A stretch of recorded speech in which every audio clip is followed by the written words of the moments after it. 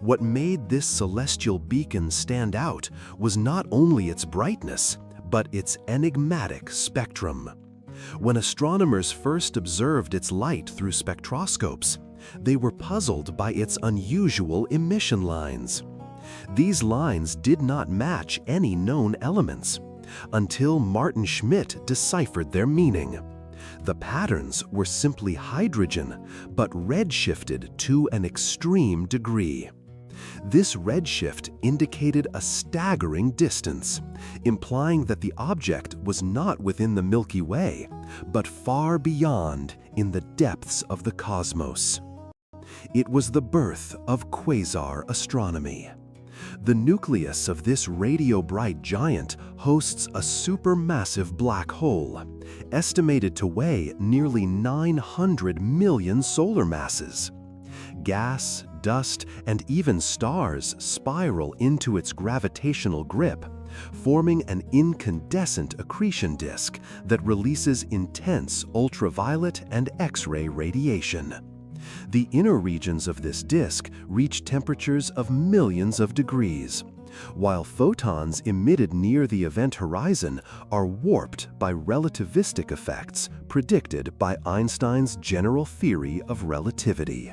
Astrophysicists have used this quasar, the brightest of its kind in the optical sky, as a cosmic laboratory. Its electromagnetic emissions span the entire spectrum, from low-frequency radio waves to high-energy gamma rays. Observations with instruments like the Very Long Baseline Array and the Hubble Space Telescope have revealed a prominent jet, a stream of particles traveling at nearly light speed, extending tens of thousands of light years into intergalactic space. This jet exhibits knots, shocks, and apparent superluminal motion, a phenomenon arising from its orientation relative to Earth and the near-light speed of its flow. Beyond the jet, the surrounding galaxy is faint, elliptical, and appears to have undergone mergers in the past. These violent cosmic interactions likely triggered the ignition of its central engine. Observations suggest bursts of star formation in dusty regions shaped by feedback from the quasar's powerful outflows. These feedback processes heat and expel gas, altering the evolution of the host galaxy by quenching or stimulating starbirth depending on local conditions. In high-energy regimes, satellites like Fermi and Chandra have uncovered dramatic variability in brightness. The radiation from the jet and the accretion disk does not remain constant. It flickers, flares, and pulses over time. Some changes happen within days, pointing to compact emission regions close to the black hole. Others stretch over years, suggesting larger-scale instabilities or magnetic reconnection events further out in the jet's path. These variations offer clues about the plasma physics at play near such extreme environments. The cosmic lighthouse, once known only as 3C273, has also been a testbed for understanding accretion mechanics and relativistic jets in the broader class of active galactic nuclei, AGN. By studying how light from its central regions is delayed and scattered, scientists can map the structure of gas clouds in the broadline region. This technique, called reverberation mapping, has revealed that ionized clouds orbit the core at thousands of kilometers per second, arranged in stratified layers shaped by the black hole's gravity and radiation pressure. Its infrared emissions, studied with ground-based observatories and more recently the James Webb Space Telescope, unveil the dusty torus that surrounds the accretion disk, an obscuring structure that reprocesses high-energy photons into longer wavelengths. These studies suggest that the geometry of such toroidal regions is more complex than once thought, possibly clumpy or warped by dynamic instabilities and gravitational tides from infalling matter. Among all known quasars, this radioluminous archetype has become a cornerstone of extragalactic astronomy. Despite being among the closest of its class, It exhibits features characteristic of quasars across cosmic history, offering a bridge between nearby AGN and the more primordial quasars seen at redshifts greater than 6. It provides a rare opportunity to examine these phenomena in relatively high resolution and real-time variability. When used as a reference source for interferometry, this object helps calibrate arrays that study faint radio galaxies and gravitational lenses. Its stability across certain frequencies makes it invaluable as a cosmic standard candle for deep sky surveys and background radiation measurements. Moreover, its jet provides insight into magnetic field structures and synchrotron radiation physics, illuminating how jets are launched, collimated, and sustained across thousands of light years. Even today, nearly 6 decades after its identification, the brilliant quasar that once bore only a catalog number continues to shape our cosmic models. It confirms the idea that supermassive black holes are not passive anchors in galaxies. They are dynamic engines capable of influencing their surroundings across interstellar and intergalactic distances. Each new generation of instruments, from radio arrays to space telescopes, returns to this object, revealing new layers of complexity. Variable X-ray corona, relativistic turbulence, multi-phase outflows, and polarized signatures that trace the curvature of space near the event horizon. Yet, for all its familiarity, the brilliant quasar that first revealed the true power of the distant universe still harbors mysteries we are only beginning to unravel. Beneath its steady glare lies a chaotic theater of fundamental forces in constant tension: gravity, magnetism, radiation, and angular momentum, clashing in scales from subatomic to galactic. Every photon we detect from this ancient beacon is a survivor of unimaginable violence, a messenger from matter falling toward annihilation, only to be hurled outward in a blaze of structured chaos. The jet, one of the most striking features of this extragalactic powerhouse, challenges even our most advanced models. How does a black hole, with no hair, no surface, and no magnetic field of its own, produce such finely collimated, coherent streams of energy and matter? The prevailing theory suggests the presence of a magnetized accretion disk, twisting space-time itself and threading the black hole's ergosphere with magnetic lines of force. These lines may act like a cosmic dynamo, extracting rotational energy from the black hole and launching it into space as a relativistic jet. But the observational signatures tell an even stranger tale. Certain knots in the jet appear to move faster than light, a trick of relativistic geometry known as superluminal motion. What's more, polarization data reveal that these jet regions exhibit helical magnetic structures, implying ordered motion in a system we would expect to be dominated by turbulence. Some models suggest that instabilities, Kelvin-Helmholtz, kink, or magnetic reconnection events are shaping these features. Others propose that the jet is precessing or even wobbling as the black hole spins, twisting space itself into a spiral imprint upon the cosmos. At higher energies, the nucleus of this object emits bursts of gamma rays that remain poorly understood. Are they produced by inverse Compton scattering, where photons gain energy through collisions with relativistic electrons? Or are they the product of hadronic processes, such as pion decay triggered by proton interactions deep within the jet? Each scenario implies a different composition of the jet plasma, leptonic or baryonic, and each tells a different story about the birth conditions of the central engine. Then there's the matter of time. The light we observe from this luminous core is ancient. It began its journey toward us during the Proterozoic eon, when Earth's atmosphere was only beginning to accumulate oxygen. But the processes that generated this light occurred in microseconds, millisecond flares, days-long shocks, events frozen in time, traveling billions of years across expanding space-time to reach our telescopes. Every observation is both a time machine and a slice of the quasar's dynamic life, caught in the act of becoming something else.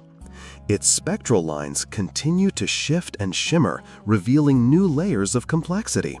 Some regions show broad hydrogen Balmer lines. Others exhibit highly ionized elements like CIV or SIV, with widths implying velocities of thousands of kilometers per second. These emission features suggest a stratified wind, ionized gas accelerated outward by radiation pressure, forming a broadline region shaped by both turbulence and rotation. In some models, this outflow creates a biconical structure, pushing against the dusty torus and possibly even shaping the interstellar medium of the host galaxy. Meanwhile, in the far infrared, instruments aboard space observatories like Herschel have detected a cool component, thermal emission from cold dust grains heated indirectly by the quasar's radiance. This emission tells of star formation occurring in parallel with black hole growth, a cosmic coevolution written in the language of heat and light. The host galaxy of this beacon is no mere background actor. It is a stage of merging histories, stellar rebirth, and feedback-driven transformation. Quasar winds, possibly driven by the same accretion processes that light up the nucleus, sweep through the galactic core at thousands of kilometers per second. These winds carry metals, carbon, oxygen, silicon, produced in stellar furnaces and now dispersed into the circumgalactic medium. Some of these elements may travel tens or hundreds of kiloparsecs, enriching neighboring space and seeding the future of cosmic chemistry. The quasar, then, is not just a light source, it is a gardener of galaxies. More recent work with adaptive optics and spectropolarimetry has begun to detect subtle signatures of rotation in the inner accretion flow. Tiny asymmetries in the light echo the orbital motion of gas near the innermost stable circular orbit. These observations inch us closer to testing the no-hair theorem and mapping the spin of the black hole itself. If the object's angular momentum could be measured with precision, it might reveal its growth history, whether it spun up through steady accretion or via chaotic mergers and sudden influxes of mass. And yet, the more we see, the more questions arise. Why is this quasar so unusually bright compared to others at similar redshifts? Is it simply aligned favorably, or is there something intrinsic about its structure? A magnetic configuration, a particularly efficient accretion mode, a rapidly spinning core that makes it more luminous than its peers? Could it be a transient phase caught in a rare state of balance between feeding and feedback? New observations continue to peel back the layers of this cosmic engine, revealing fresh anomalies that challenge even the most refined simulations. High-resolution interferometric imaging in the millimeter band, most notably from the Event Horizon Telescope and ALMA, has begun probing the innermost regions of the jet launching zone. Some data suggest that the base of the jet may originate not directly at the black hole's event horizon, but slightly offset from it, hinting at magnetically arrested disk configurations. In these models, infalling matter drags in vast quantities of magnetic flux until it chokes the inflow, launching periodic magnetic explosions outward along the poles. If confirmed, this would be among the strongest evidence that black holes can generate powerful jets purely from magnetohydrodynamic processes without requiring any exotic physics. Time domain monitoring with SWIFT and XMM Newton reveals quasi-periodic oscillations in X-ray emissions from this nucleus, repeating over tens of thousands of seconds. These oscillations may reflect precession within the inner accretion disk or instabilities at the boundary between the disk and the corona. Alternatively, some researchers propose that the signal arises from orbiting hotspots, transient blobs of plasma spiraling inward and flaring as they cross gravitational lensing caustics. Each of these interpretations offers a different window into the matter-radiation interplay occurring within a few gravitational radii of the black hole. Further out, optical reverberation campaigns using massive time series photography from projects like ZTF and Pan-STARRS have revealed microlensing events caused by intervening stars in our own galaxy. These microlensing spikes temporarily magnify distinct regions of the quasar's structure, providing an accidental zoom lens that allows astronomers to spatially resolve features otherwise far beyond the reach of any telescope. In one particularly compelling observation, a brief microlensing spike altered the ultraviolet to X-ray ratio, hinting at a compact X-ray emitting corona hovering just above the black hole's rotational axis, perhaps the very birthplace of the observed gamma flares. Spectroscopic observations also reveal the fingerprints of cosmic feedback in motion. Outflow velocities exceeding 10,000 kilometers per second have been measured in absorption troughs of highly ionized metals. These ultra-fast outflows, UFOs, carry enough momentum to unbind gas from the galactic bulge, suppressing star formation or regulating black hole growth. In simulations like those from the Illustris or TNG 300 projects, such AGN-driven winds are required to produce realistic galactic mass functions and quench starburst galaxies at the right epochs.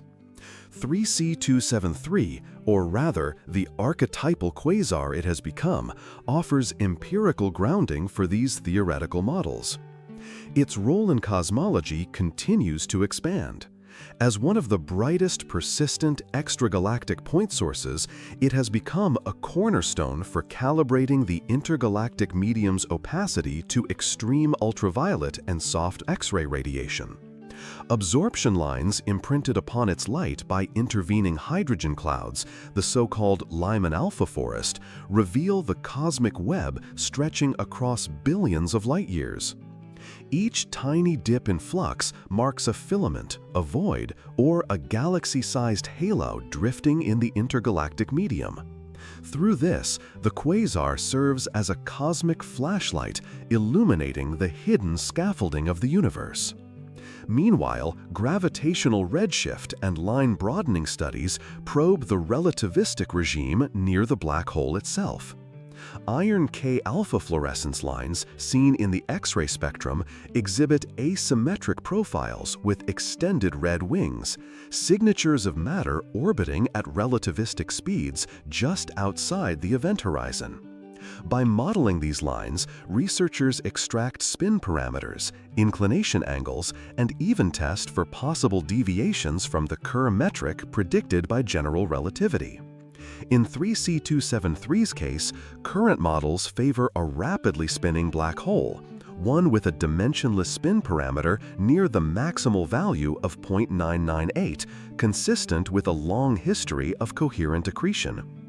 Infrared observations with JWST have added another dimension, revealing that the dusty torus surrounding the core is not a smooth ring, but a dynamic, turbulent, multi-phase medium. Silicate features appear in emission rather than absorption, indicating the torus is likely clumpy and partially transparent along certain lines of sight. This undermines previous unified models of AGN, which assumed uniform, donut-shaped obscuring structures. In this new vision, each quasar becomes a dynamic interplay of orientation, structure, and evolutionary stage, rather than a mere difference in viewing angle. And as observations reach higher fidelity, the very idea of what defines a quasar is evolving. Could 3C273 be transitioning? Some suggest it may be entering a quieter phase, having depleted the cold gas that once fed its furious appetite. Others propose the opposite, that the object is gearing up for a new phase of activity, perhaps triggered by a recent minor merger or gas inflow from the outer halo. Traces of faint tidal streams in the host galaxy hint at a gravitational disturbance not too long ago, a whisper of collision that may have reignited the central engine. As if scripted by the universe itself, every new layer peeled back from this enigmatic nucleus deepens the sense of awe. What began as a curious radio point on an old Cambridge chart has evolved into one of the most scrutinized yet still mysterious celestial objects in the sky. And just when we think we've decoded its mechanisms, another anomaly emerges. A pulse too rapid, a jet feature too sharp, a spectrum too rich to fit old models. Recent polarimetric studies have pushed into the extreme ultraviolet and soft X-ray bands, revealing that the innermost radiation fields are not only highly polarized, but vary in direction over short timescales. This suggests that the magnetic field near the black hole is not static, but dynamically twisted, perhaps wound up by frame dragging as space-time itself rotates with the spinning singularity. If these magnetic field reversals are real, they may be responsible for sudden drops in X-ray flux, interpreted as magnetic reconnection events that disrupt the corona and momentarily shut down the high-energy engine. Further evidence of such turbulence comes from simultaneous observations across multiple wavelengths. In some campaigns, a sharp dip in X-rays has been followed by a delayed optical flare, a possible sign that energy released near the event horizon travels outward through the disk before emerging as visible light. These echoes of destruction allow researchers to construct models of disk structure, viscosity, and heat transport that would be otherwise impossible to test. Meanwhile, the jet itself continues to defy simplification. Observations in the submillimeter with instruments like the Submillimeter Array and NOMA have revealed that the base of the jet is not perfectly straight, but exhibits subtle twists, precession on timescales of decades or centuries. These slow changes may be driven by torques from the surrounding accretion disk or by the presence of a second, hidden supermassive black hole in orbit, a relic of an ancient galactic merger now spiraling inward in a slow gravitational ballet. Should such a binary system exist, it would provide a priceless laboratory for testing predictions of gravitational wave emission at sub-Hertz frequencies, far below the range of current detectors like LIGO, but within the reach of future space-based observatories such as LISA. Monitoring the motion of bright jet knots over time could allow astronomers to detect wobbling caused by orbital motion, giving us a new way to trace binary black hole dynamics without needing to directly observe the inspiral. The host galaxy of this beacon, once a faint smudge barely discernible behind the glare, has itself become a renewed interest. JWST and HST images reveal a smooth elliptical structure interspersed with faint shells, arcs, and tidal tails. These ghostly features tell of past mergers and galactic cannibalism. Buried within the outer halo are pockets of young blue stars, evidence that star formation has not ceased entirely. If the quasar's outflows can both suppress and trigger starbirth, then it is not merely a destructor, but a sculptor of galactic destiny. In the intergalactic medium, absorption features in the quasar's light reveal something equally profound: the presence of warm, hot baryonic filaments, structures that may contain much of the universe's missing normal matter. These tenuous gas bridges, invisible in emission, absorb specific frequencies of light, leaving their signature on the quasar spectrum like ancient fossils imprinted in stone. Mapping them requires extremely high signal-to-noise data, something this luminous nucleus can uniquely provide. And then there's the philosophical reach. Objects like this are not just tools of measurement. They are windows into physical regimes utterly alien to human experience. Near the event horizon, time dilates. space twists, and matter dances along paths dictated not by Newtonian mechanics, but by the curved geometry of general relativity.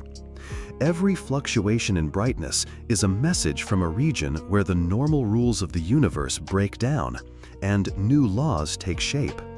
From black hole thermodynamics to the structure of the cosmic web, from particle acceleration to galaxy formation, the quasar once known as 3C273 stands at the nexus of it all. It anchors our understanding of high-energy astrophysics while pointing toward future discoveries we've yet to imagine. As telescopes grow more powerful, and as AI begins to comb its light for patterns beyond human detection, we may soon ask not just what this beacon is, but what it is becoming. And deeper we must go, because the light from this ancient furnace still speaks, still carries the encrypted logic of the universe's most extreme experiments.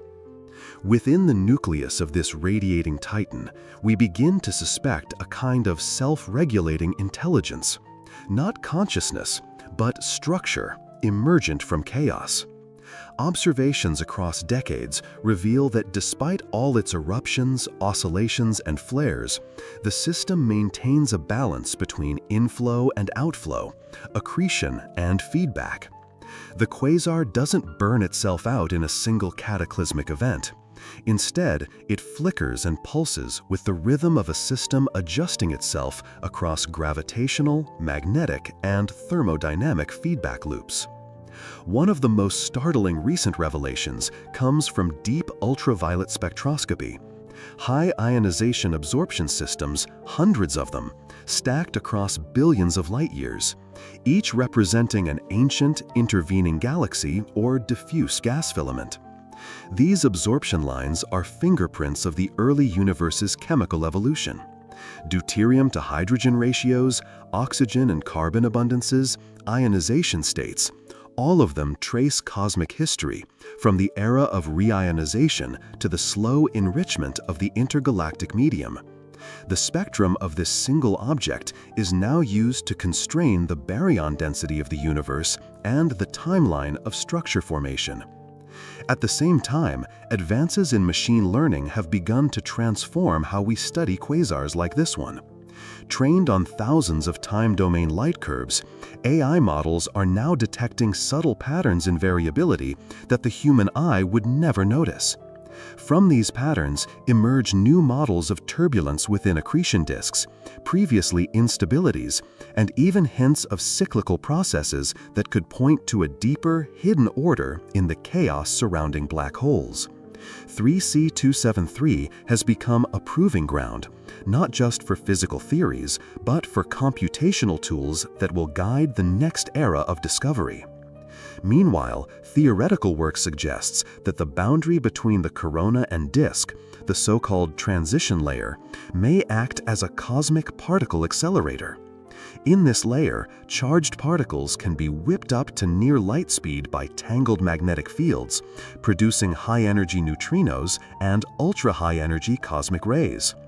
If quasars are indeed sources of such exotic particles, then observatories like IceCube at the South Pole may already be detecting whispers from these distant, spinning maelstroms. A single detected neutrino, traced back to this particular source, would confirm a multi-messenger link across space and matter, uniting light and massless particles in a single origin. Some even speculate that these luminous engines may be used to test quantum gravity itself. The enormous gravitational gradients near the black hole provide an environment where space-time might fluctuate at the Planck scale. Photons traveling billions of years through these warped geometries could experience tiny shifts, so small they require exquisitely sensitive instruments to detect, but potentially within reach of the next generation of gamma-ray and X-ray timing telescopes. If found, these fluctuations could offer the first empirical signs that space-time is not smooth, but quantized at its deepest level. And then there's the pulse of time itself. Monitoring projects like Gaia, LSST, and TESS, originally designed for stars, have begun noticing micro-variability in quasars on timescales of hours to minutes. This variability could reflect gravitational lensing by planetary mass objects along the line of sight, rogue planets adrift in interstellar space. If confirmed, such lensing would not only deepen our understanding of dark matter's substructure, but prove that even in the vastness between galaxies, mass is never truly absent. The jet, too, still holds surprises. Magnetic reconnection events caught in real time suggest that it is not a smooth stream, but a braided, unstable structure where field lines constantly break and reform. These sudden shifts eject blobs of plasma, plasmoids, that can accelerate to near light speed and radiate intensely before fading. Their behavior mimics solar flares, but on scales millions of times greater. Studying them offers a bridge between solar physics and extreme AGN behavior, uniting small and large in a common magnetic language. And above all, this lighthouse, this ancient cosmic engine, remains constant in one respect: its role as a mirror. Not just a mirror of the cosmos, but of ourselves. For every time we look deeper into its core, we learn something not just about the universe's past, but about the structure of knowledge, the limits of perception, the meaning of persistence. This is no longer just a quasar. It is a frontier. Let us press further, because the frontier, like the light from this blazing nucleus, only becomes more profound the longer we stare into it. For years, 3C273 was thought to be a solitary engine, a singular core in a quiet host. But recent work with integral field spectroscopy has begun to uncover faint companions orbiting the host galaxy: dwarf satellites, tidal debris, and filamentary streams of stars and gas. These are the relics of mergers, of gravitational encounters long past, now frozen in the outskirts like the scattered bones of ancient battles. Some of these satellites appear stripped of gas, others glow faintly with newborn stars, possibly ignited by the quasar's feedback itself. If so, we are witnessing not only destruction, but resurrection. A quasar triggering the birth of new systems from the wreckage of the old.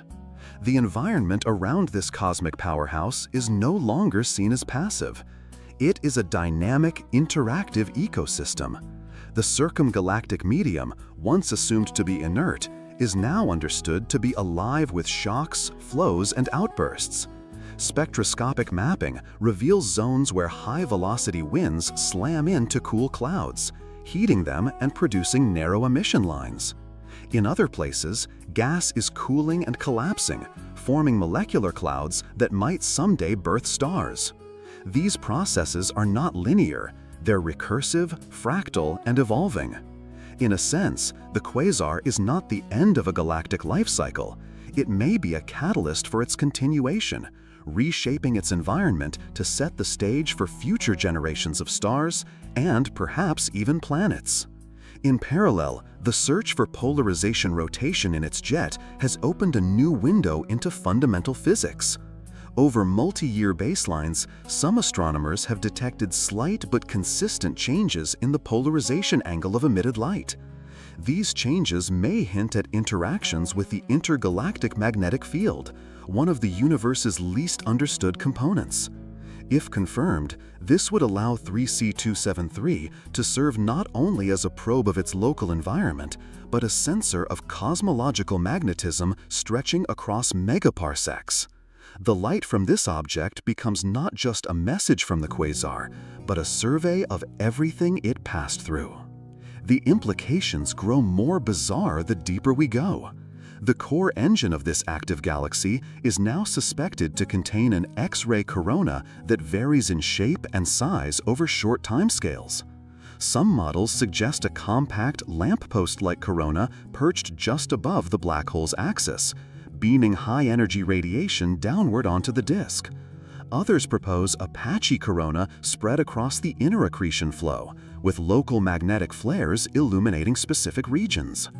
The geometry of this corona influences the entire spectral shape of the quasar, especially in the hard X-ray band. Its behavior could help us test not only accretion theory, but the limits of light propagation in curved spacetime.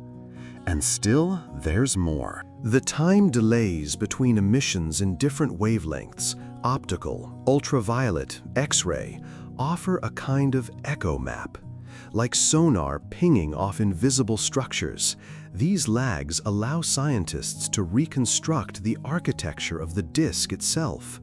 Preliminary models suggest that the accretion disk in this quasar is larger than expected based on standard theory, perhaps indicating radiation reprocessing, disk warping, or exotic physics in the inner flow.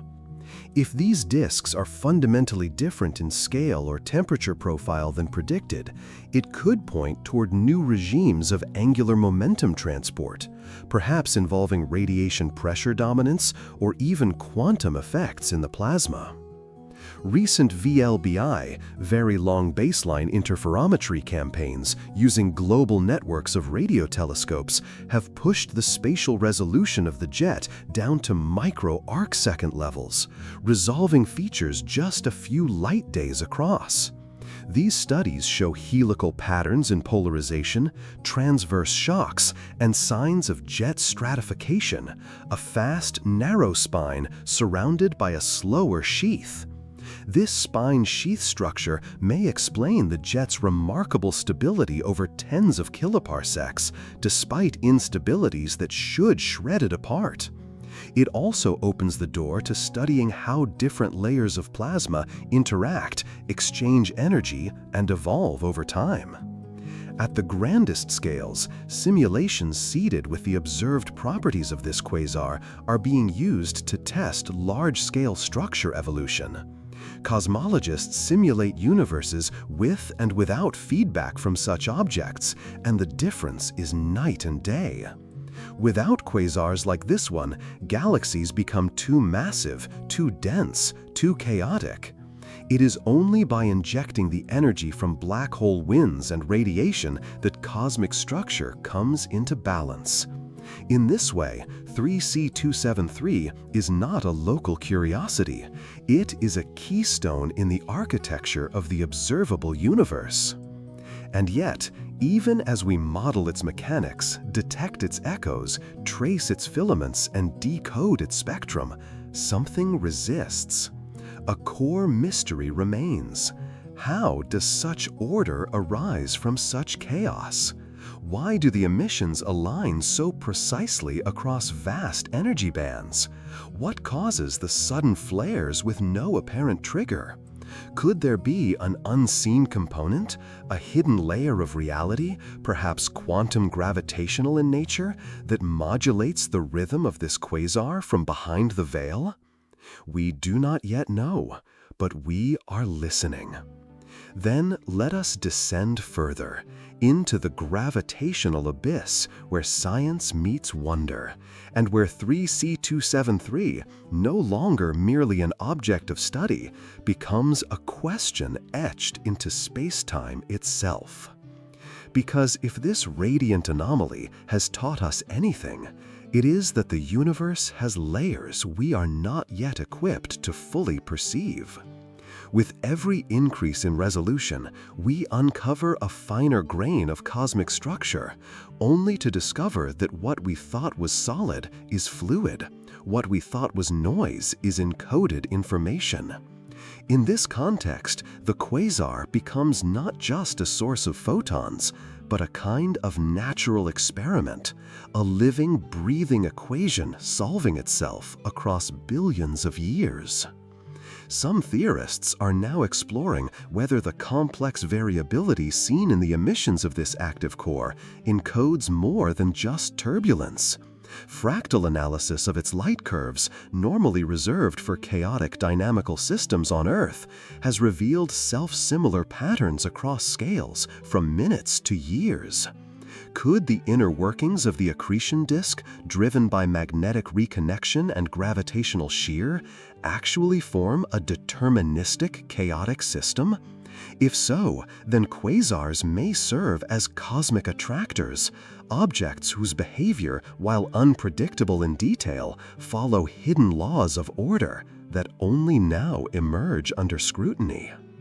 But what happens next?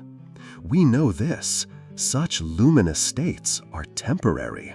The fuel source, gas, dust, stellar debris, will not last forever. Even a supermassive black hole cannot shine indefinitely.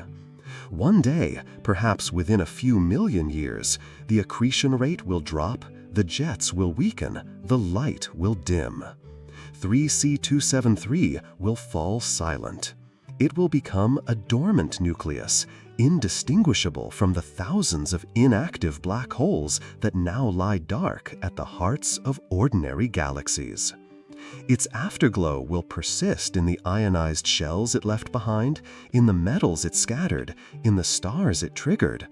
But the engine itself will fade. Unless it is reawakened. Some models suggest that massive black holes like this one go through multiple cycles of activity. A passing gas cloud, a minor merger, or a galactic collision could reignite the accretion disk, restarting the jets, re-illuminating the core. If so, 3C273 is not just a transient phenomenon, but part of a long, pulsating heartbeat of galactic evolution. Active, silent, active again. Its current phase might be just one breath in a sequence stretching across cosmic epochs. The possibility of recurrence adds another layer of mystery. What if, over the age of the universe, some quasars have flickered on and off dozens of times? Could there be echoes, light from previous cycles, reflected off distant clouds, still drifting toward us? If detected, these light echoes would allow us to map historical flaring episodes, reconstructing the biography of a black hole across millions of years, as if reading geological strata formed not by rock, but by photons.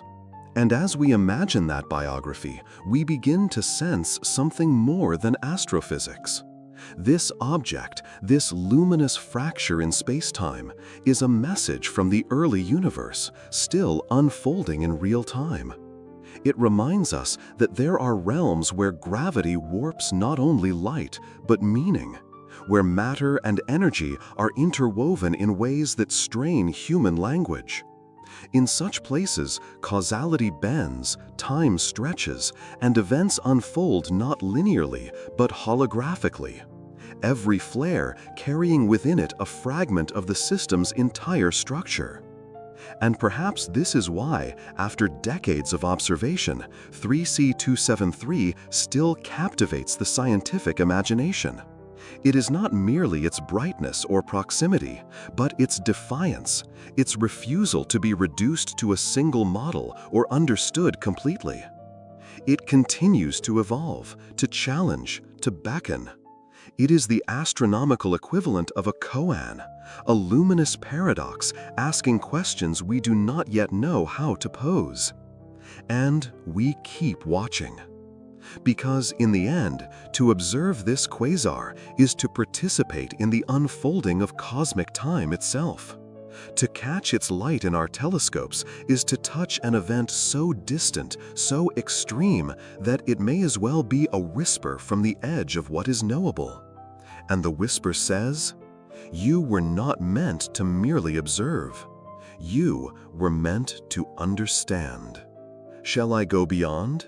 Into speculative realms, future missions, and the role of quasars in the next era of space exploration and deep cosmology? Then let us end where all great cosmic journeys must, not in closure, but in awakening. The story of 3C273 is not just the story of a quasar.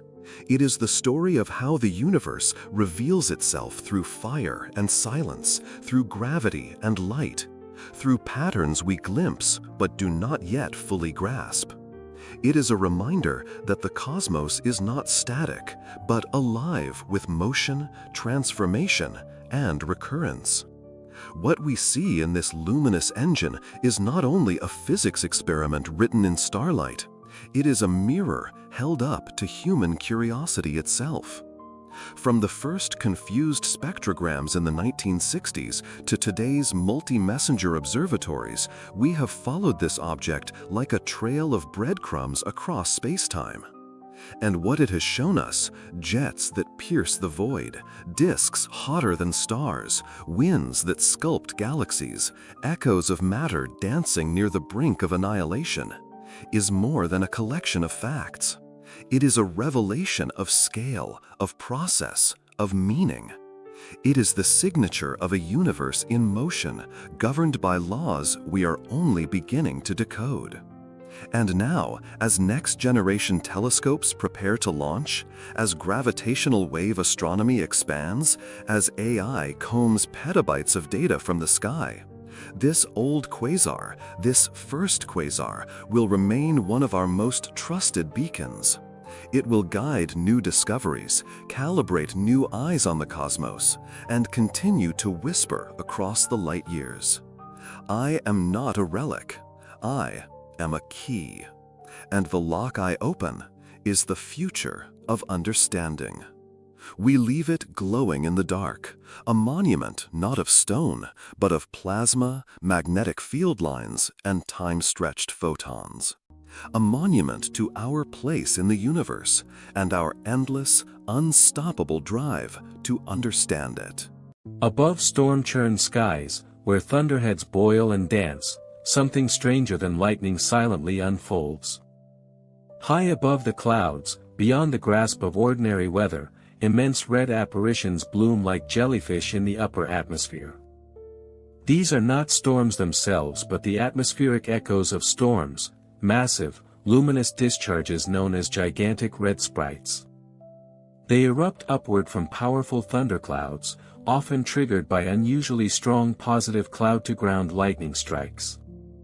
And while they may last only a few milliseconds, their presence reaches tens of kilometers into the mesosphere, stretching with eerie grace like tendrils of plasma-colored ink diffusing through invisible space. Sprites are not new, but for centuries they were invisible to the human eye, whispered of only in rare pilot accounts or dismissed as illusions. It wasn't until the 1980s that scientists confirmed their existence with video footage. The scale was shocking. Some of these flashes tower up to 50 kilometers tall, dwarfing any structure on Earth. Unlike the blue-white jags of typical lightning, sprites glow in deep crimson hues, often branching like electrical coral or forming columnar pillars crowned with translucent domes called halos. Their color is a product of altitude. At such heights, typically 50 to 90 kilometers above ground, the atmosphere becomes thin and ion-rich. The red color arises as nitrogen molecules become excited by the electric fields, emitting light in the red portion of the spectrum as they relax. This is an environment more akin to the edge of space than to the weather we know. And yet, sprites are tethered to the planet's electrical heartbeat, intimately linked to storm systems far below.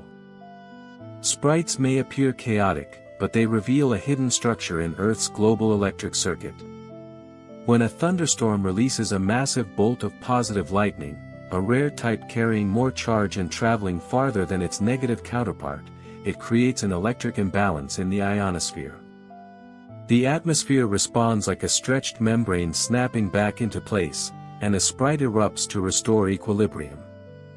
This is not lightning as we know it, this is a plasma event, an electric bloom, a brief conversation between sky and space.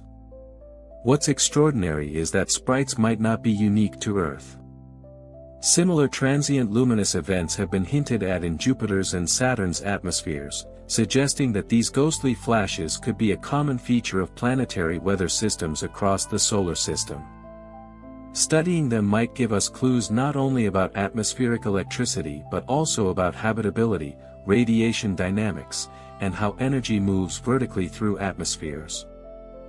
They're notoriously hard to observe, too high for most weather instruments, too fleeting for the naked eye. But high-speed cameras, satellites, and even citizen scientists with low-light video gear have begun to pull sprites from the margins of mystery. Networks like the International Space Station's Lightning Imaging Sensor and the Japanese ISS instrument ASIM have captured their ghost-like geometries from orbit, allowing researchers to trace their timing, triggers, and altitude profiles with unprecedented clarity. And the more we study them, the stranger they appear. Sometimes, a sprite splits into dozens of parallel strands, cascading like an electric waterfall. Other times, it blooms into a mushroom-shaped burst with curling tendrils that pulse like a heartbeat.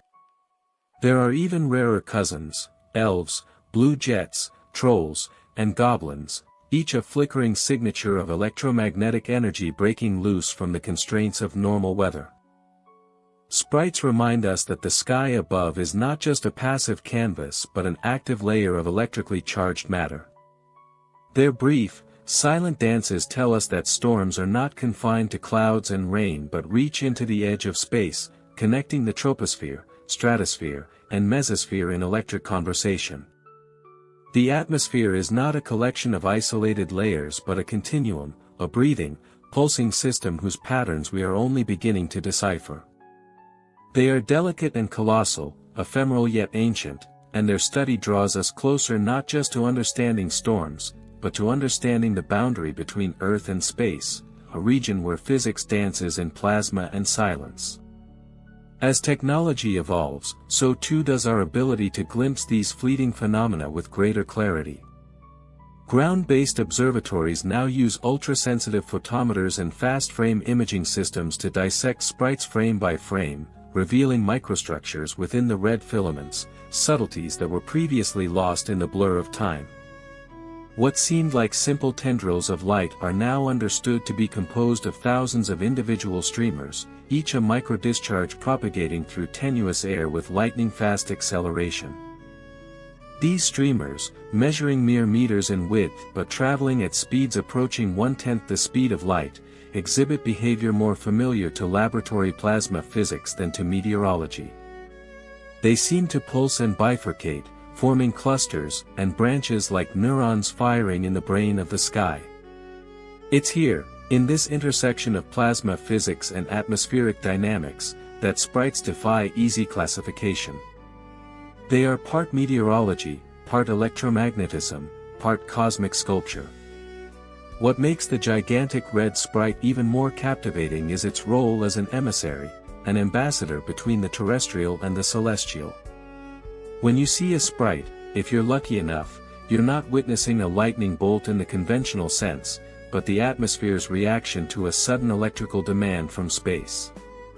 It's as if the sky briefly becomes a conductor, transmitting energy upward to rebalance a system stretched by the fury of storms.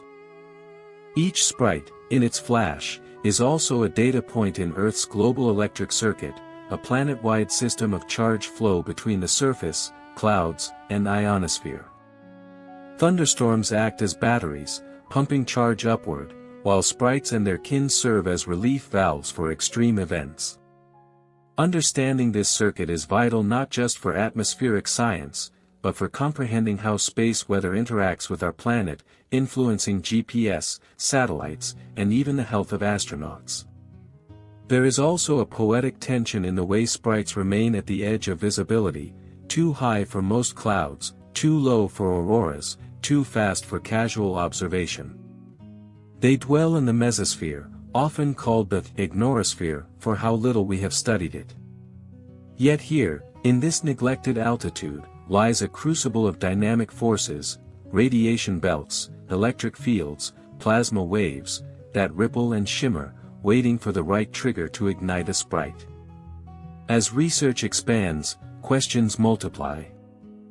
Why do sprites favor certain types of storms? What determines their shape? Why some form as simple vertical columns and others as sprawling jellyfish? Can we use them to remotely probe atmospheric conditions without balloons or rockets? And perhaps most intriguingly, do they leave lasting traces in the upper atmosphere, ionization trails, chemical shifts, or even electromagnetic echoes that ripple across regions we have yet to detect? From mountaintops and space stations, researchers continue to listen, to watch, and to wait. Every sprite recorded is another page in an unfolding cosmic diary, one written not in words but in light and charge. The more we study them, the more they whisper of hidden architectures in the sky, networks of energy we are only beginning to understand. Sprites, in their brief and brilliant lives, may also carry lessons about interconnectedness. That a storm, deep in a continent, can reach out and touch the very edge of space. That a single bolt of lightning can echo upward in a luminous bloom that spans the boundaries of weather and space physics. They are events of extraordinary delicacy and scale, bridging realms both literal and symbolic. And yet, despite all our instruments and theories, sprites retain a kind of wildness, an unpredictability that resists full domestication by science. Even when we can model the electric fields, anticipate the charge distributions, and align the cameras just right, the sprite still arrives like a cosmic improvisation, sudden, asymmetric, often asymmetrical, painting the mesosphere with strokes of crimson plasma that no algorithm can fully predict. In recent years, scientists have begun layering radio frequency data on top of optical observations. These combined datasets reveal that sprites are not just visual spectacles but emit complex electromagnetic signatures, brief bursts of very low frequency, VLF, and extremely low frequency, ELF, radio waves that ripple through Earth's atmosphere and beyond. These signals travel vast distances, interacting with the ionosphere, bouncing between hemispheres, and potentially influencing the behavior of charged particles in the radiation belts. In this way, sprites are not just witnesses of energy exchange, they are participants in shaping the electromagnetic environment of our planet. Interestingly, some researchers have proposed that sprites may even have subtle effects on atmospheric chemistry. The intense electrical fields and localized ionization could, in theory, contribute to the formation or destruction of transient compounds like nitric oxide or ozone in the upper atmosphere. While these effects are likely to be minor compared to global processes, they serve as yet another example of how dynamic and alive our atmosphere truly is, even in layers once thought inert and passive. But sprites are not merely the concern of physicists and atmospheric chemists.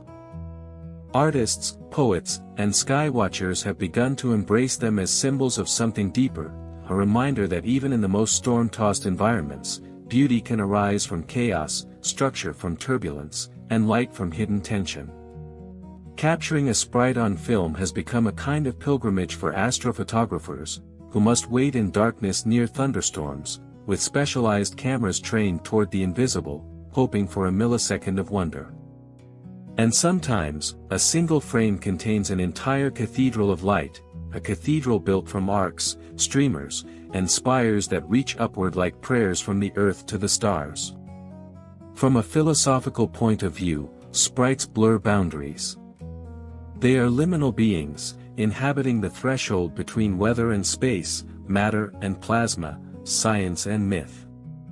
Their behavior is rooted in quantum-level particle collisions and macro-scale electric fields, yet the form they take resembles the branches of a tree, the neurons of a mind, the roots of some inverted lightning-born forest growing down from the edge of the void.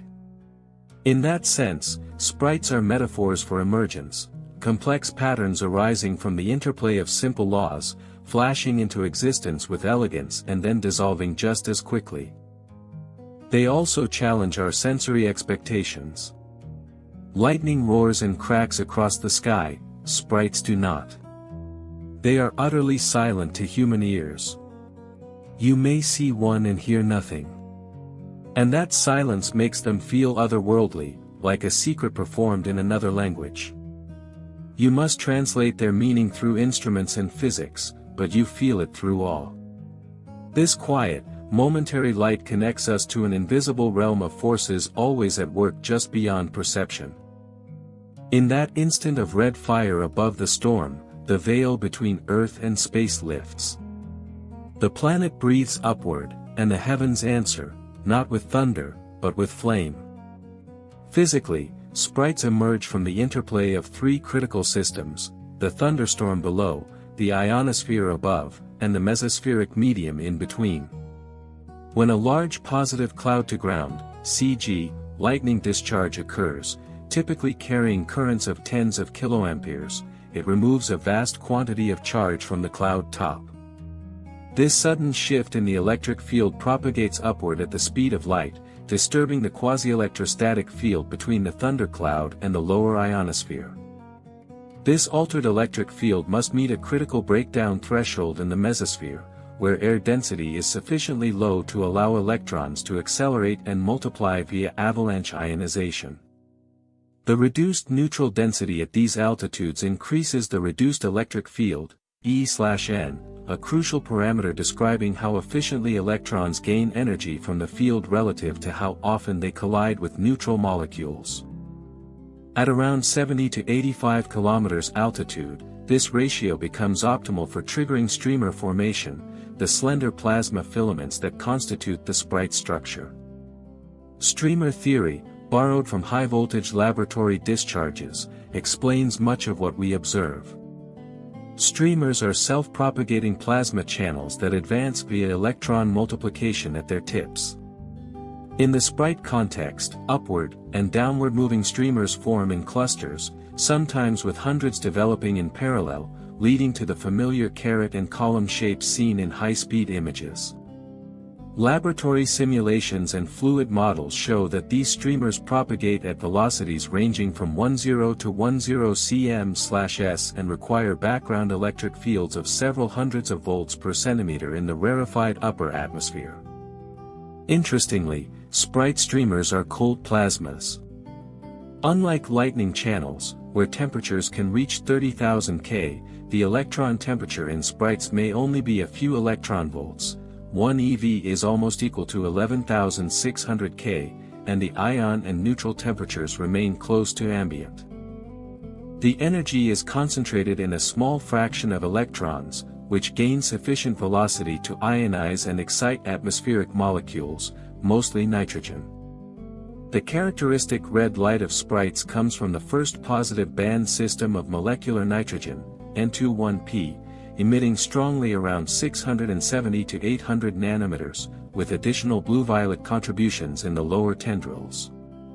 Recent studies using time-resolved spectroscopy have resolved sub-millisecond transitions between excited states, confirming that sprites evolved through a series of short-lived molecular interactions. The lifetime of the N21P state is on the order of nanoseconds, but because different streamer branches ignite sequentially, the whole event can last up to 10 to 20 milliseconds. Sophisticated modeling using the Poisson-Boltzmann equation, coupled with Monte Carlo simulations of electron transport, helps researchers understand the microphysical evolution of sprites in 3 dimensions. Beyond the individual events, sprites serve as real-time probes of the lower ionosphere, particularly the D region, around 60 to 90 kilometers, which is notoriously difficult to study due to its absorption of radio waves and inaccessibility to balloons and aircraft. When a sprite occurs, it modifies the local electron density, creating transient ionospheric holes and perturbed regions detectable via VLF transmitter signals. This allows scientists to indirectly map the conductivity profile of the upper atmosphere and understand how space weather and solar activity modulate its behavior. Another scientific frontier involves the interaction between sprites and gravity waves, oscillations in atmospheric density and pressure generated by storms, mountain ranges, or jet streams. Gravity waves can modulate the neutral background density in the mesosphere, influencing where and when sprites can form. Some models even suggest that gravity waves can precondition regions of the sky, making them more or less receptive to electrical breakdown, effectively acting as invisible sculptors of sprite geometry. In satellite data, sprites often appear in concert with other transient luminous events, TLEs, such as blue jets, conical discharges erupting from thundercloud tops, and ELVs, rapidly expanding rings of optical emission produced by electromagnetic pulses, EMPs, that travel laterally at the speed of light. These TLEs occur at different altitudes, and together they form a vertical column of electrical phenomena that extends from the Earth's surface to the lower thermosphere, a system now understood as stratified electrical coupling. Through these studies, we've begun to appreciate that sprites are not isolated events but are embedded in a complex electrodynamic ecosystem linking ground-level meteorology to ionospheric chemistry and even magnetospheric dynamics. The global electric circuit, once a theoretical abstraction, now takes on physical clarity through the lens of sprites, revealing that every thunderstorm is not just local weather but a node in a planetary-scale electrical network. Laboratory experiments have become a powerful tool in advancing our understanding of sprite physics. Although we cannot recreate a full-scale sprite in the lab due to size and pressure differences, controlled experiments in low-pressure chambers using pulsed high-voltage systems have replicated the essential conditions of sprite streamer formation. These experiments often use needle plane or point plane electrode geometries to simulate the intense local electric fields that form at the streamer tip, and they employ nitrogen-oxygen mixtures at pressures equivalent to the mesosphere, 0.1 to 1 torr. One key result from laboratory analogs is the validation of streamer scaling laws. According to similarity principles, the behavior of streamers, velocity, diameter, branching frequency, scales with the reduced electric field, E/N, meaning we can study mesospheric discharges by appropriately scaling down pressure and adjusting the driving voltage. Experiments have confirmed that streamer heads in sprites propagate due to photoionization, where UV photons emitted from excited nitrogen molecules ahead of the streamer pre-ionize the medium, enabling continued growth in a low-density atmosphere. This non-local process is essential for sprite development, as it allows the plasma to advance into regions with insufficient background ionization. Computational models complement these experiments, using fluid, hybrid, and particle-in-cell (PIC) approaches to simulate sprite initiation and streamer propagation. Fluid models solve the coupled equations of motion for electrons and ions, along with Poisson's equation for electric potential, under mesospheric conditions. These models reveal instabilities at the streamer head, branching mechanisms, and charge deposition patterns. More advanced PIC simulations track individual particles, capturing kinetic effects such as electron energy distribution, secondary avalanches, and sheath dynamics. On a larger scale, global sprite climatology is now being mapped with satellite constellations such as NOAA's GOES-R, ESA's ASIM aboard the ISS, and the Chinese LAS/GLM sensors, which can detect lightning flashes and their associated optical transients. These data sets have enabled the correlation of sprite occurrence with mesoscale convective systems, MCSs, showing that sprites are more common over continental land masses, particularly in mid-latitude regions during summer. The most prolific sprite-producing storms are usually quasi-linear convective systems, QLCS, with sustained, long-duration lightning activity and strong charge separation.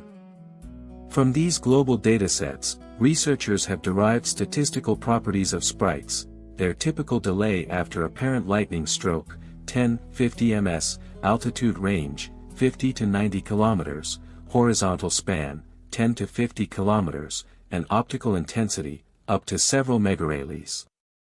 A megarayleigh is an astronomical unit of brightness, and a sprite can briefly outshine the night sky background by orders of magnitude, though not enough to be easily seen without equipment. The connection between sprites and the Schumann resonances, natural resonant frequencies of Earth's electromagnetic cavity, about 7.8, 14, and 20 Hz, is another frontier of study. Some researchers propose that large-scale TLE activity modulates global resonance amplitudes, subtly altering the electromagnetic environment for days or weeks after large thunderstorm outbreaks. This connects sprites to broader questions in geophysics, such as the coupling of the lithosphere, atmosphere, ionosphere system and the potential for electromagnetic precursors to seismic events. There's even emerging interest in the biological implications of sprites and related phenomena. Though far above commercial flight altitudes, the electromagnetic pulses associated with sprites and TLEs could affect the local radiation environment in the mesosphere and lower thermosphere. Some theoretical work suggests that cosmic ray particles interacting with sprite-related fields may produce runaway electron avalanches or high-energy X-ray and gamma-ray emissions, part of what are now called terrestrial gamma-ray flashes, TGFs. These TGFs, detected by missions like NASA's Fermi Gamma-Ray Space Telescope, suggest that thunderstorms and associated phenomena like sprites may be among the most energetic natural particle accelerators on Earth. This positions sprites not only as spectacular optical displays, but also as critical agents in high-energy atmospheric physics. Their study overlaps with astrophysics, radiation physics, and even quantum electrodynamics. The Earth, it turns out, is not just a passive receiver of cosmic energy, it generates bursts of relativistic particles in its own sky, using thunderstorms as launch pads and sprites as signals. Planetary analogues of sprites open a new and thrilling dimension in the study of atmospheric electricity. If gigantic red sprites are the Earth's way of discharging extreme electrical tension between tropospheric storms and the ionosphere, then it is plausible that similar mechanisms may operate on other planets, especially those with thick atmospheres, convective cloud systems, and strong magnetic fields. Jupiter, for example, has the most powerful thunderstorms in the solar system. Observations by the Juno spacecraft have confirmed lightning at depths far below the ammonia cloud decks, with bolts potentially thousands of times more energetic than those on Earth. Juno's ultraviolet spectrometer has recorded flashes of light at altitudes far above these storm regions, flashes that resemble the hallmarks of transient luminous events, TLEs. These include rapid, upward propagating discharges with a spectral signature compatible with excited hydrogen, suggesting the presence of Jovian analogues to sprites and elves. Unlike Earth, where sprites arise primarily from molecular nitrogen emissions, Jupiter's upper atmosphere is dominated by hydrogen and helium, so any Jovian sprite would likely appear as a blue or ultraviolet flash due to the different emission spectra of atomic and molecular hydrogen. This offers a new challenge: how to adapt Earth-based detection techniques, designed around nitrogen red emissions, to find sprite-like events on gas giants with different chemistries and atmospheric pressures. Saturn, too, exhibits massive electrical activity. The Cassini mission detected persistent lightning storms in its equatorial belts, with flashes powerful enough to be seen from orbit for weeks at a time. While direct evidence for sprites on Saturn remains elusive, models suggest that the enormous vertical extent of its atmosphere and ionosphere could allow for massive high-altitude discharges, possibly dwarfing Earth sprites in size and energy. The ionospheric boundary on Saturn lies far above its cloud tops, offering an immense electric field potential and a large spark gap in which TLEs might form. Venus presents a different, more enigmatic case. Though its lightning is not yet definitively confirmed, electromagnetic anomalies recorded by Soviet Venera and later by ESA's Venus Express suggest possible thunderstorm activity within its thick sulfuric acid cloud layers. If sprites do exist on Venus, they would need to propagate through an atmosphere dominated by CO2, with a dense and thermally layered stratification. Modeling shows that such discharges might produce a greenish or yellowish light due to emissions from CO2 and atomic oxygen, although the high background brightness of the Venusian atmosphere would make detection extremely difficult. Beyond our solar system, the study of sprites may even intersect with exoplanet research. Brown dwarfs, objects between the mass of a planet and a star, show signs of powerful atmospheric storms and radio emissions that may be consistent with lightning and TLE-like phenomena. If sprites exist there, they may occur in atmospheres composed of exotic molecules such as silicates, metals, or ammonia, emitting light in entirely unfamiliar spectral regions. Detecting such events could become a new method for remote sensing of alien atmospheres. Back on Earth, One of the most fascinating links between sprites and high-energy physics comes from their association with relativistic runaway electron avalanches, RAs.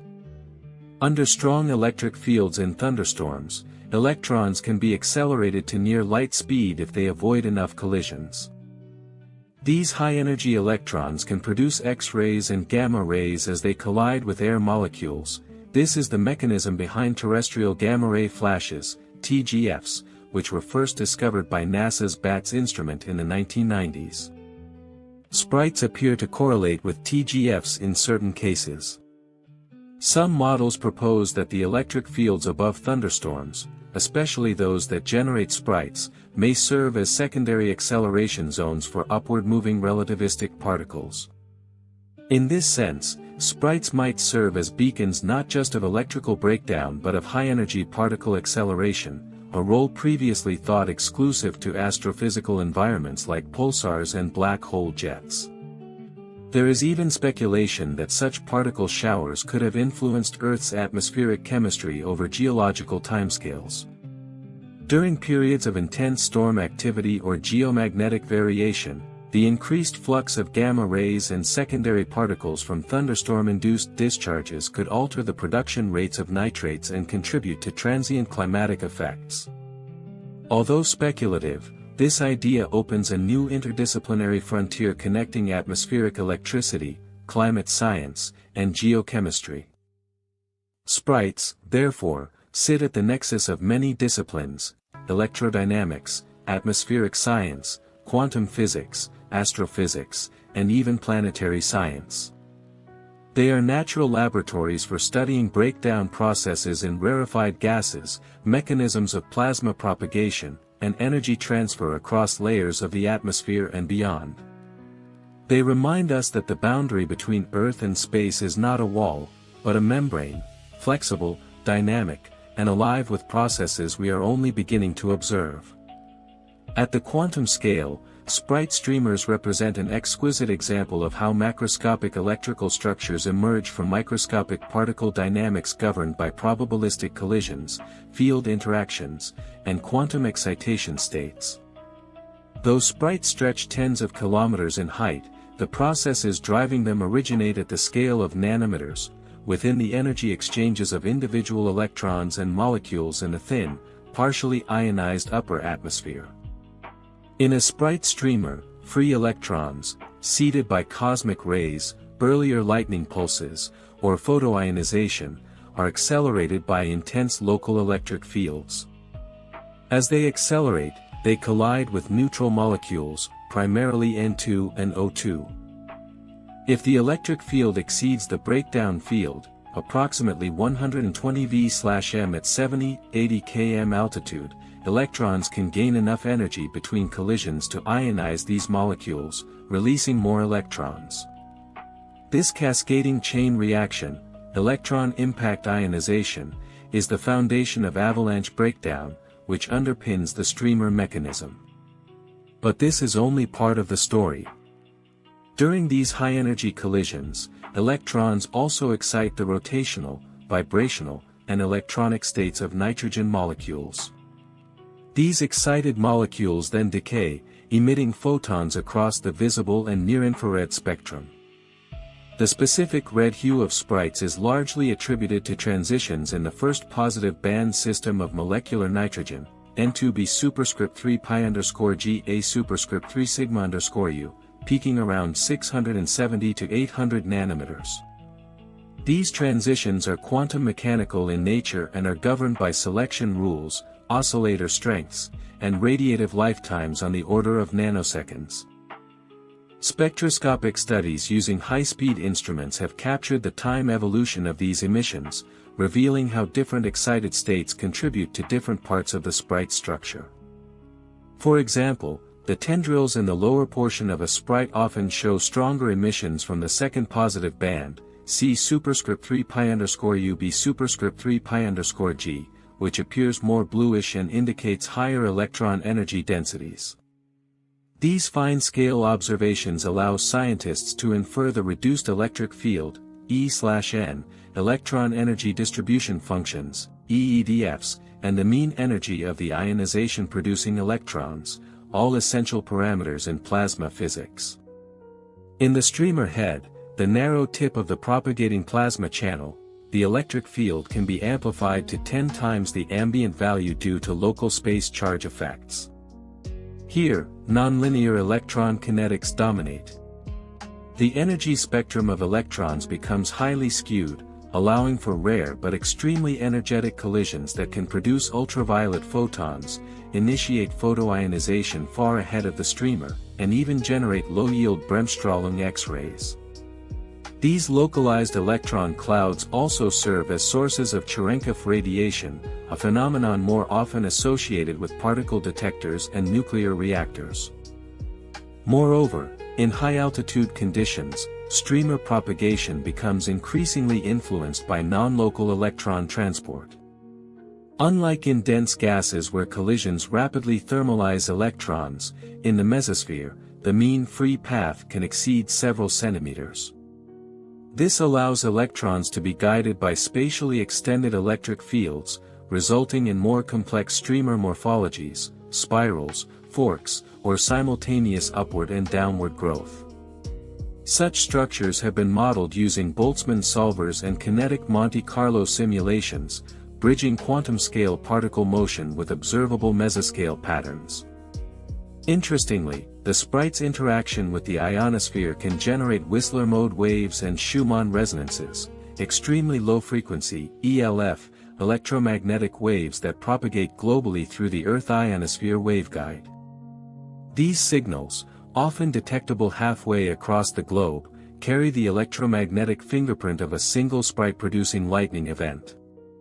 By analyzing the timing, frequency content, and amplitude of these signals, scientists can back-calculate the characteristics of the lightning discharge and the corresponding Sprite.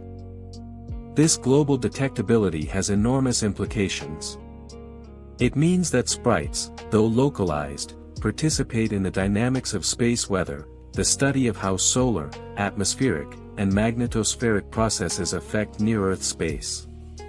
For instance, during geomagnetic storms, variations in the Earth's magnetic field can alter the conductivity of the ionosphere, affecting Sprite formation thresholds and altering the shape of the global electric circuit. In this way, Sprites serve as indirect indicators of solar activity's terrestrial consequences. Some theories even suggest that the cumulative electromagnetic and particle output from Sprite-producing storms could influence the distribution of trapped electrons in the Van Allen radiation belts. These belts, composed of energetic charged particles held in place by Earth's magnetic field, are sensitive to disturbances in the ionosphere. If Sprites modulate the density of the D region, they may affect the reflection and propagation of plasmaspheric His and other wave modes that scatter belt electrons into the atmosphere. As this field matures, a unified theory of electrodynamic coupling is emerging, one that links the microphysics of streamer discharges with global circuits, planetary magnetospheres, and even cosmic ray modulation.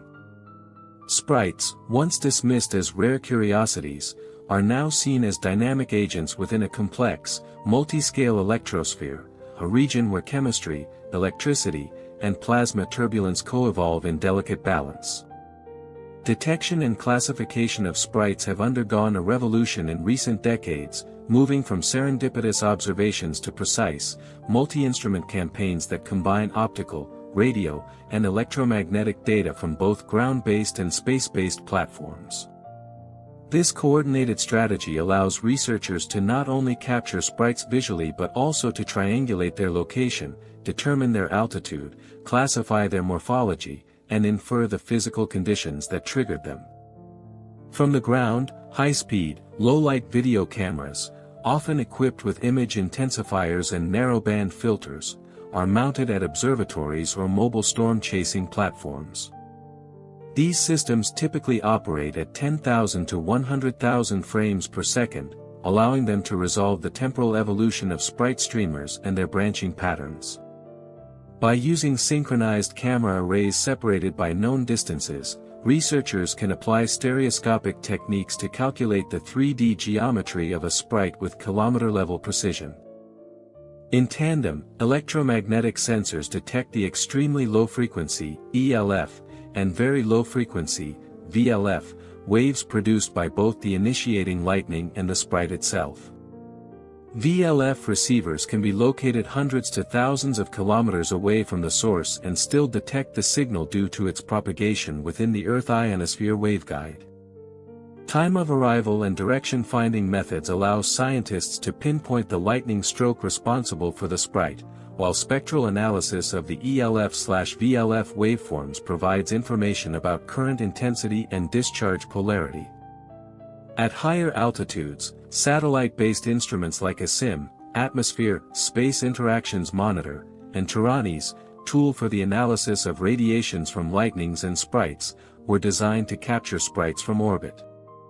These instruments combine optical photometers, X-ray/gamma-ray detectors, and electric field antennas to study transient luminous events, TLEs, in their full electromagnetic context. Orbiting above thunderstorms, they offer a unique top-down perspective, crucial for studying the large-scale structure of sprite clusters and their relation to the underlying convective systems. With these tools, scientists have identified several distinct sprite morphologies, each reflecting subtle differences in atmospheric conditions, electric field configurations, and initiation mechanisms. Column sprites appear as narrow vertical channels extending tens of kilometers downward. They typically form first and mark the primary path of the downward propagating streamer front. Caret sprites are more complex, exhibiting a wide, bright top that narrows into multiple downward streamers. These are often associated with stronger electric fields and longer-lasting discharges. Jellyfish sprites are among the rarest and most magnificent, displaying wide, glowing heads with multiple tendrils that span over 40 kilometers horizontally. These usually occur during large mesoscale convective systems and may reflect enhanced ionospheric conductivity gradients. Angel sprites, a recently proposed category, appear bilaterally symmetrical with upward and downward streamers and may be linked to internal gravity waves shaping the mesospheric density field. These shapes are not merely aesthetic variations, they encode physical information. For example, the width of the upper halo can be used to estimate the vertical profile of ionospheric conductivity. The number and brightness of tendrils can indicate the magnitude of the parent lightning current. And the presence of upward streamers suggests complex charge motion near the ionosphere, possibly a sign of bidirectional discharge. Climatologically, sprites are more likely to occur over large land masses with intense summer thunderstorm activity. The central United States, South America's Gran Chaco region, the African Sahel, and parts of Southeast Asia are among the global hotspots. Seasonal maps show a strong correlation with the Intertropical Convergence Zone, ITCZ, and regions of high convective available potential energy, CAPE, suggesting that sprite activity is tightly coupled to deep convective weather systems. Statistical studies of sprite occurrence reveal several trends. Sprites are most commonly triggered by positive CG lightning, which accounts for less than 10% of all lightning strokes but carries a higher charge moment change. The likelihood of sprite production increases significantly when the charge moment change, CMC, exceeds 500 to 1000 km, a parameter representing the product of transferred charge and its vertical displacement. Sprites tend to cluster spatially and temporally during mesoscale convective system, MCS, life cycles, often forming near the rear flank stratiform region where intense positive lightning occurs. The occurrence of sprites increases during nocturnal hours, especially in the local post-midnight period. This is likely due to enhanced ionospheric transparency and reduced background light. Moreover, long-term sprite monitoring campaigns are beginning to uncover multi-year and possibly decadal trends that may be linked to solar cycles, ENSO, El Niño, southern oscillation, phases, and global temperature anomalies. If confirmed, this would make sprites valuable proxies for understanding deeper climate, electrodynamic coupling on Earth. Sprites, though brief, serve as fingerprints of extreme energy redistribution in the atmosphere. They form part of a dynamic cascade: thunderstorm lightning, electromagnetic pulse, mesospheric breakdown, chemical alteration, global circuit modulation. Every sprite is a localized event, yet a window into planetary scale systems. The connection between sprites and cosmic rays opens a compelling chapter in the interplay between Earth's atmosphere and the broader cosmos. High-energy cosmic rays, mostly protons and atomic nuclei from distant supernovae, quasars, or possibly more exotic extragalactic sources, continuously rain down on Earth, colliding with molecules in the upper atmosphere and creating showers of secondary particles, muons, pions, electrons, and gamma photons. These interactions are not just a passive background, they can actively seed the electrical conditions necessary for sprites. In the mesosphere, where sprites bloom, the air is tenuous and partially ionized, and local conductivity is highly sensitive to incoming ionization sources. When cosmic rays penetrate this region, they can deposit clusters of free electrons, so-called ionization trails, that lower the threshold for electrical breakdown. In this way, a sprite-producing electric field may succeed in forming a discharge only because a cosmic ray happened to pass through a critical volume microseconds earlier. Some models suggest that relativistic runaway electron avalanches, RRAs, triggered by both thunderstorm fields and cosmic ray seed electrons, may help launch sprites under borderline conditions. RRAs occur when ambient electric fields are strong enough to accelerate electrons faster than they lose energy through collisions, allowing a single high-energy electron to initiate a cascading particle storm. If such avalanches extend into the mesosphere, they could act as invisible fingers igniting the sprite's visible plasma. Research using ground-based cosmic ray detectors and synchronized sprite observation arrays has found statistical correlations between increased cosmic ray flux and higher sprite activity, particularly during periods of low geomagnetic shielding or solar minimum, when cosmic rays penetrate more deeply into the atmosphere.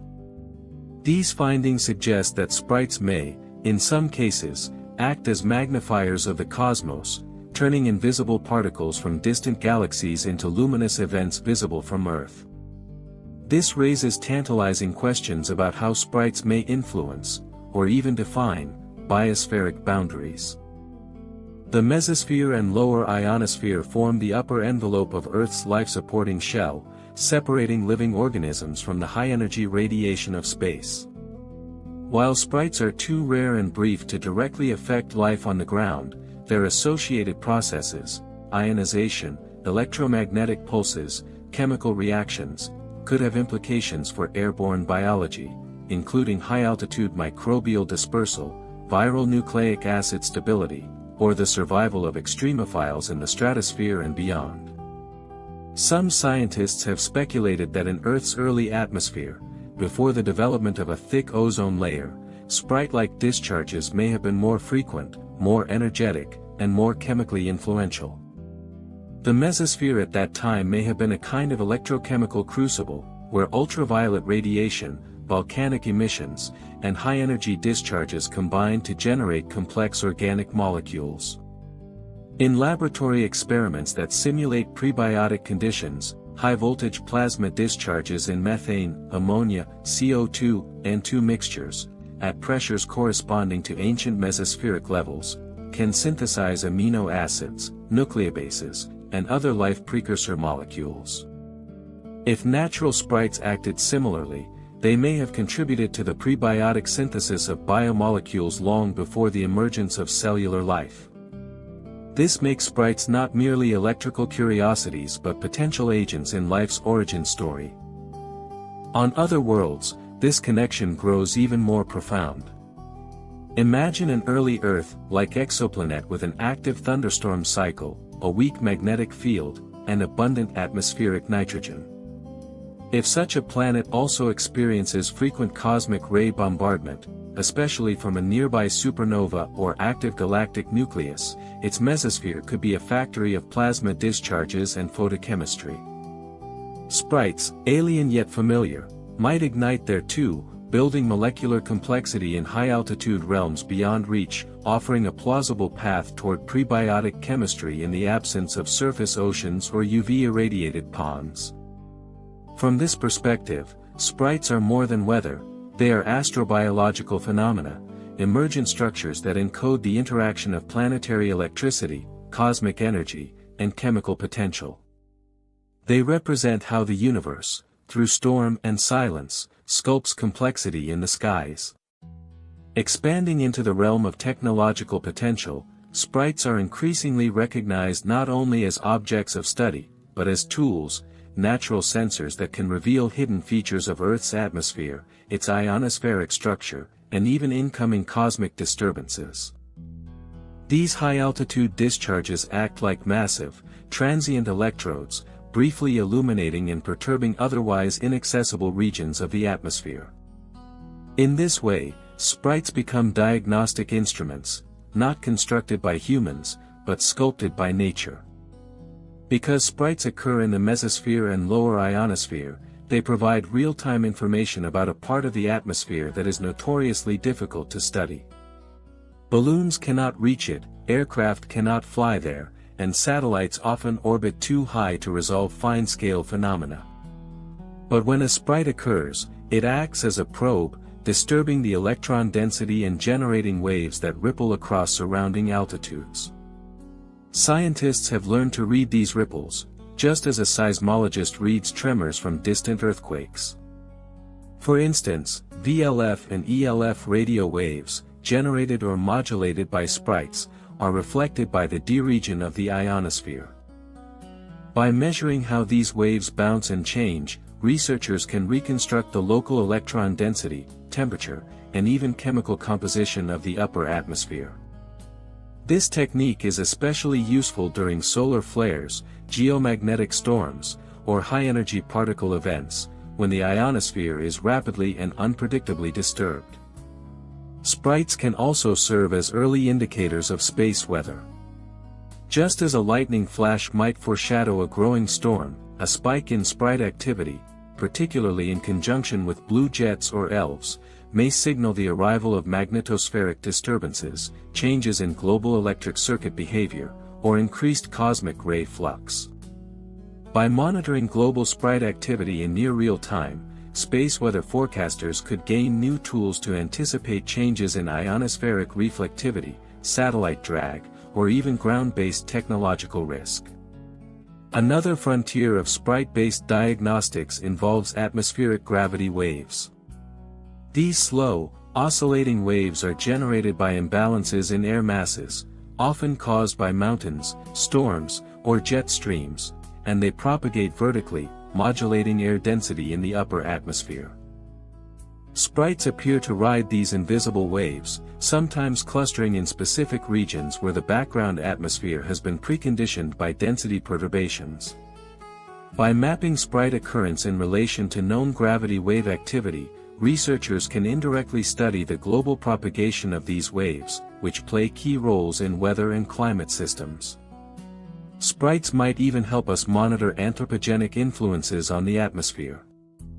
As the climate warms and thunderstorms become more intense, the frequency and strength of lightning increases, particularly positive CG strikes, which are the main triggers for sprites. A statistically significant increase in sprite frequency over time could therefore act as a kind of planetary, vital sign, signaling shifts in global atmospheric energy balance and convective dynamics. On the technological horizon, there is growing interest in using CubeSats satellites, CubeSats, to monitor sprites from low Earth orbit. These small, inexpensive platforms can carry photometers, high-speed imagers, and electromagnetic sensors, allowing a distributed network to capture sprite activity across the globe with unprecedented coverage. When coupled with ground-based camera arrays and VLF receiver networks, such a system could provide a global sprite tomography grid, a new way of mapping the dynamics of Earth's upper atmosphere in 4D, space, time, energy, and chemistry. Beyond Earth, sprites could also serve as probes of other planetary environments.